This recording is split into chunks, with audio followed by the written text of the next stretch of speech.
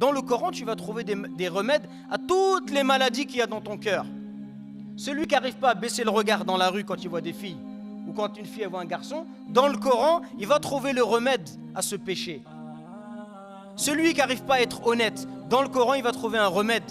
Celui qui n'arrive pas à faire la prière, s'il lit le Coran, il va trouver le remède à cette fainéantise, cette paresse.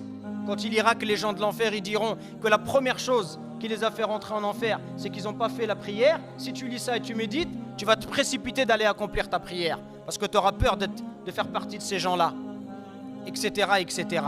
Donc l'état d'esprit, il est capital.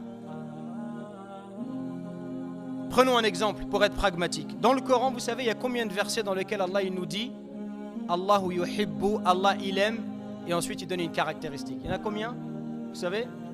Il y en a 16. Et est-ce que vous savez, il y a combien de versets où Allah il dit Wallahu la yuhibbu, Allah il n'aime pas? Vous savez, il y en a combien? Il y en a 16 aussi.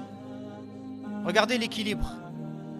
16 choses qu'Allah il nous dit j'aime, 16 choses je n'aime pas. Normalement, quand nous on lit ça dans le Coran, toute notre attention elle doit être en alerte. Allah il aime. Ah, est-ce que moi je fais partie de ces gens-là qu'Allah il aime?